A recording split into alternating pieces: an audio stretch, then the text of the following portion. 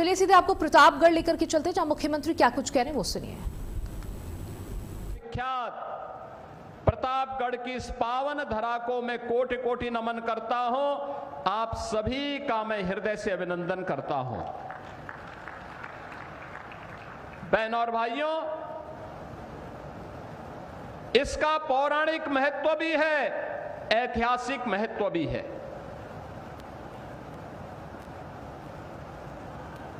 शांति में अध्यात्म के मार्ग का अनुसरण करके लोक कल्याण का मार्ग प्रशस्त करना, धर्म और राष्ट्र पर संकट आए तो प्रतापगढ़ उसमें पीछे नहीं रहा।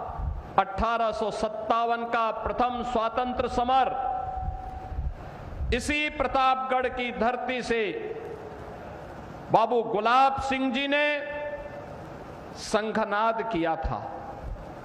यहां के रणबांकुरों ने विदेशी हुकूमत की जड़ों को उखाड़ने का काम किया था और भारत के संविधान सभा के सदस्य के रूप में पंडित मुनीश्वर दत्त उपाध्याय जी ने, मध्य प्रदेश के पूर्व मुख्यमंत्री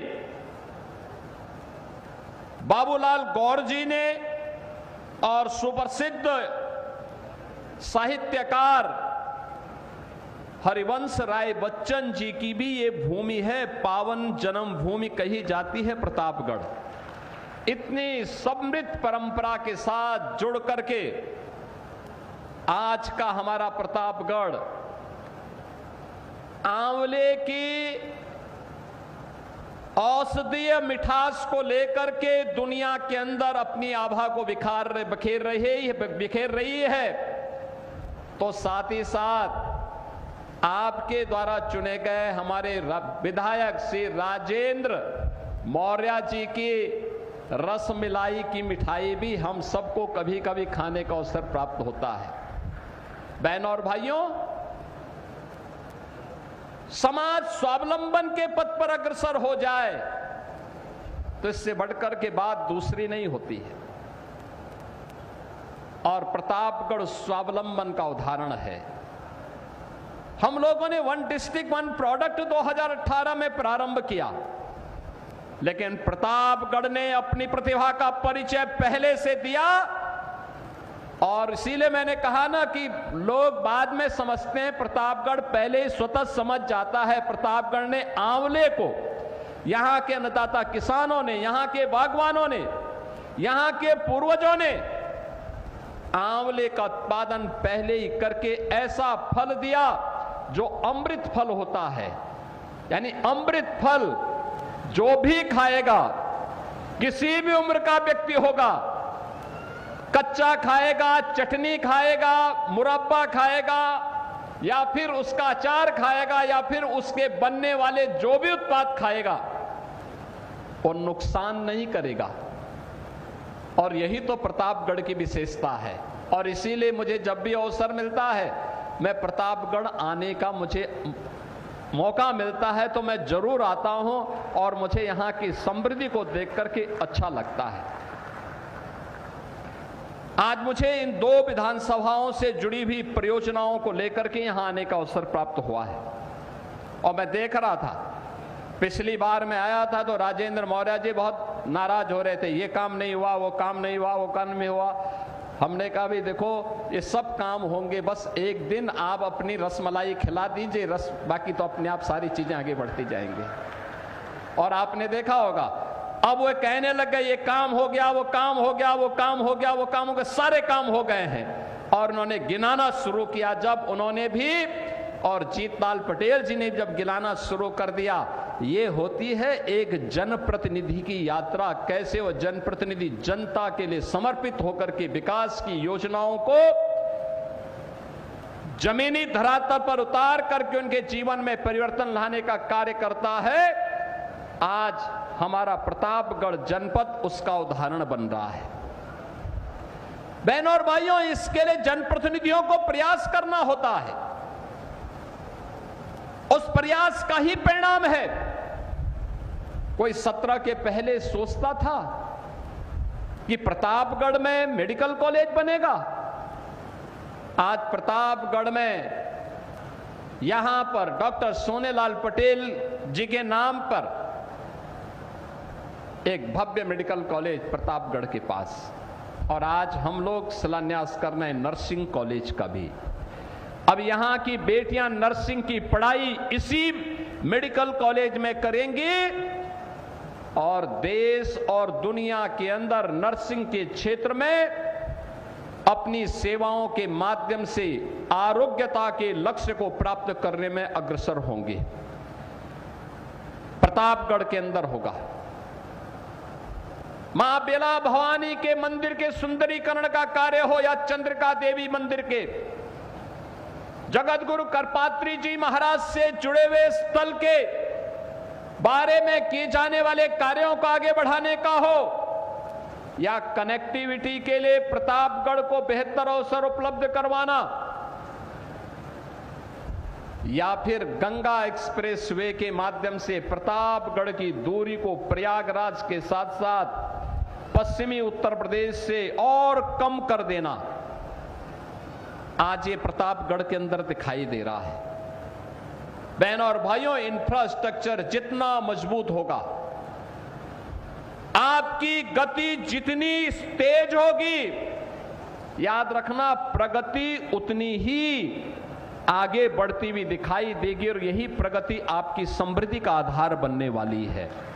और इसीलिए डबल इंजन की सरकार ने प्रधानमंत्री मोदी जी के मार्गदर्शन और उनके यशस्वी नेतृत्व में उन लक्ष्यों को प्राप्त करने की दिशा में प्रयास आज हम सबको हर जनपद में देखने को मिलता है। प्रतापगढ़ आज से 9 वर्ष पहले, 10 वर्ष पहले एक पिछड़े जनपदों में इसकी गिनती होती थी। लोग बोलते थे प्रतापगढ़ में होगा नहीं जी, कनेक्टिविटी नहीं है, बुनियादी सुविधाएं नहीं है, सड़कें नहीं हैं, आवागमन के साधन नहीं है, यहां का आंवला दम तोड़ रहा था, लोग हतोत्साहित थे, जिससे बात करो हतोत्साहित था।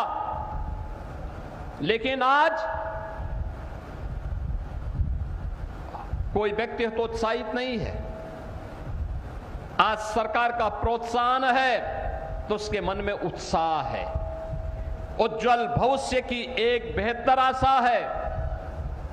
बहनों और भाइयों, इसी प्रोत्साहन का तो अभाव था 17 के पहले, इसी प्रोत्साहन का अभाव था 2014 के पहले इस देश में, इसी प्रोत्साहन का अभाव था 2017 के पहले इस प्रदेश में। परिणाम क्या था? गरीब हताश और निराश था, नौजवान पलायन करता था,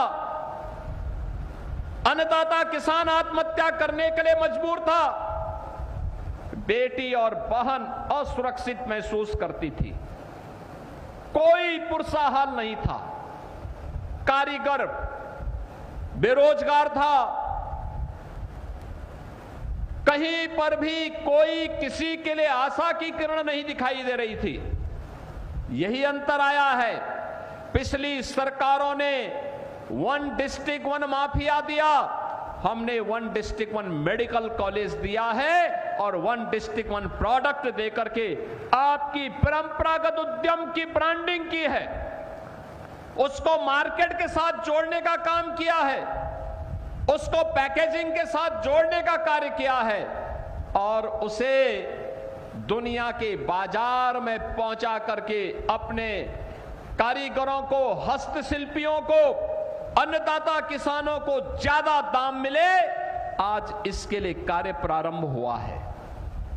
बहनों और भाइयों, उनकी मानसिकता माफिया राज पर विश्वास करने की थी तो माफिया पालते थे, गरीब की सुनवाई नहीं होती थी, किसान की सुनवाई नहीं होती थी, युवा के लिए नौकरी और रोजगार नदारद था, बहन और बेटी असुरक्षित थी, व्यापारी असुरक्षित था। आज गरीब को योजनाओं का लाभ मिल रहा है, बिना भेदभाव के मिल रहा है। हमने कभी ये नहीं देखा कि चेहरा देख करके नहीं दिया योजना का लाभ, हमने ये नहीं कहा कि ये हमारा वोट है तो हम इसको देंगे, ये नहीं है तो नहीं देंगे। हमने तो एक ही बात कही जो मोदी जी ने 2014 में कही थी कि सबका साथ सबके विकास का, योजना का लाभ सबको देंगे, बिना भेदभाव के देंगे। 15 करोड़ गरीबों के लिए फ्री में राशन की सुविधा का लाभ, 10 करोड़ लोगों को यूपी के अंदर आयुष्मान भारत में 5 लाख रुपए की स्वास्थ्य कवर उपलब्ध करवाया जा रहा है। 70 वर्ष के हर एक व्यक्ति को, जितने भी वृद्धजन हैं, वरिष्ठ नागरिक हैं, उन्हें फ्री में 5 लाख रुपए की प्रतिवर्ष स्वास्थ्य सुविधा का लाभ उपलब्ध करवाया जा रहा है। हर गवर्नमेंट मेडिकल कॉलेज में, डिस्ट्रिक्ट हॉस्पिटल में फ्री में उपचार की व्यवस्था है। और मंच पर बैठे हुए जनप्रतिनिधि और महानुभाव कोई पत्र देते हैं कि फलाना व्यक्ति बीमार है, उपचार नहीं करा पा रहा है, या कोई गरीब मेरे पास पत्र भेज देता है कि उपचार नहीं करा पा रहा हूं, मुख्यमंत्री राहत कोष से बिना किसी सिफारिश के, बिना कुछ देर किए हुए मैं तत्काल उसको पैसा उपलब्ध कराता हूं, जाओ पैसा से उपचार कराओ। यही सुनवाई 2017 के पहले इस राज्य में नहीं थी। उज्ज्वला योजना में हर गरीब के लिए फ्री में रसोई गैस के सिलेंडर, हर गरीब को आवास की सुविधा का लाभ, प्रधानमंत्री आवास योजना, मुख्यमंत्री आवास योजना, 65 लाख गरीबों को हमने प्रदेश में फ्री में एक आवास उपलब्ध करवाया है। हर गरीब के घर में शौचालय उपलब्ध करवाया है।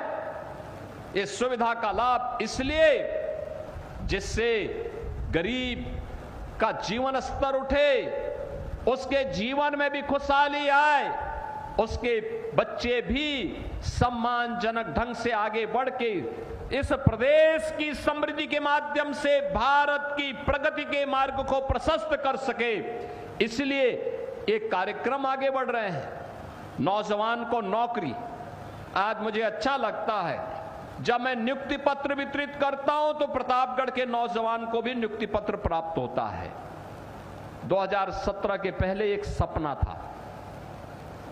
हमने जब प्रदेश में पुलिस भर्ती किया, पुलिस की भर्ती में 60,000 भर्तियों में मैंने देखा प्रतापगढ़ के अंदर के भी सैकड़ों बच्चे प्रतापगढ़ के जनपद के भी यूपी पुलिस में भर्ती हुए। हम Uttar Pradesh public service commission का परिणाम देखते हैं तो मुझे अच्छा लगता है, प्रतापगढ़ का नौजवान भी आ रहा है। अधीनस्थ सेवा चयन आयोग या शिक्षा चयन आयोग, जब भी कोई परिणाम आता है प्रतापगढ़ के नौजवान भी उसमें स्थान प्राप्त करते हैं। बहनों और भाइयों, पहले यही नौकरी पर, इन नौजवानों की इस नौकरी पर सेफई, घराना डकैती डाल करके इसकी नीलामी करता था और गरीब का बच्चा, होनहार प्रदेश का नौजवान इन नौकरियों से वंचित रहता था। तो जब नौजवान वंचित होगा, वो पलायन करेगा तो दुर्गति तो तय है। और इसीलिए तो उत्तर प्रदेश बीमारू हुआ था, इसीलिए पहचान का संकट खड़ा हुआ था। ये वही प्रदेश है। हमने ये डबल इंजन की भाजपा सरकार ने, एनडीए सरकार ने कोई अलग से नहीं किया। तंत्र वही, लोग वही, राज्य वही, केवल कार्य करने की स्टाइल बदली है, कार्य करने की स्टाइल। हर गरीब को उसका हक मिले, हर नौजवान का रोजगार पर अधिकार है, हर अन्नदाता किसान को शासन की योजना का लाभ मिले। आपने देखा होगा अन्नदाता किसान को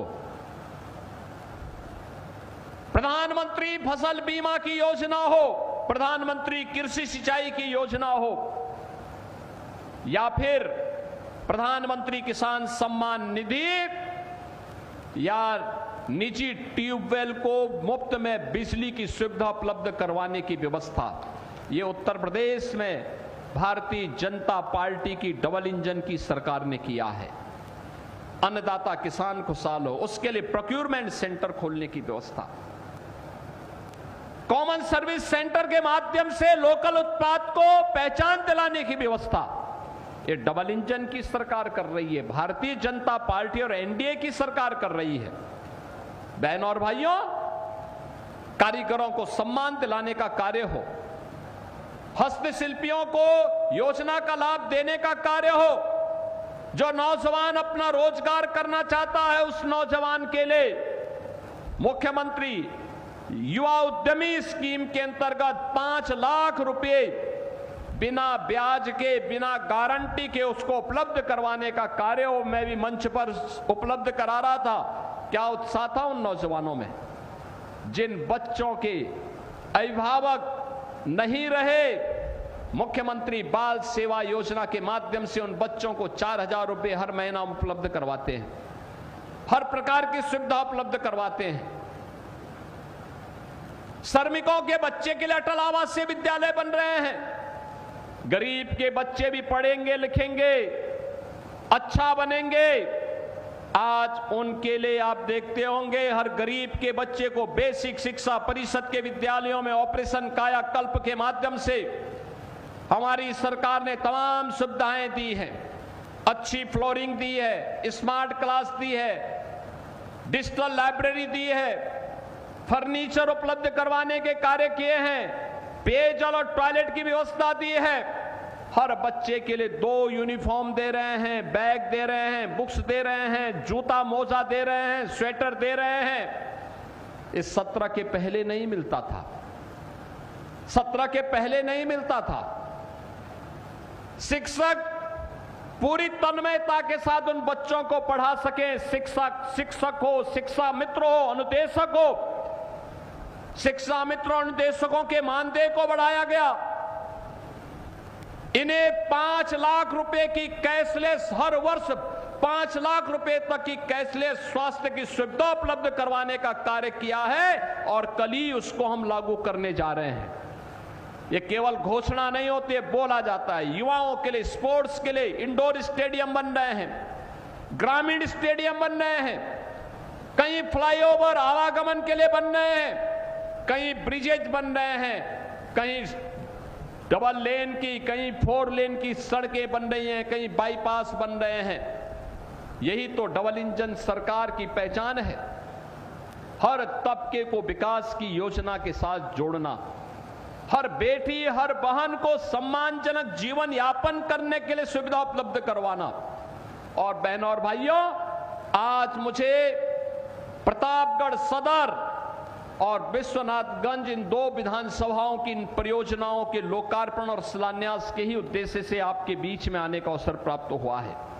मैं आप सबका आह्वान करूंगा, बहनों और भाइयों, आपने कांग्रेस, समाजवादी पार्टी, बहुजन समाज पार्टी और इन तमाम अन्य दलों के दलदल को देखा है।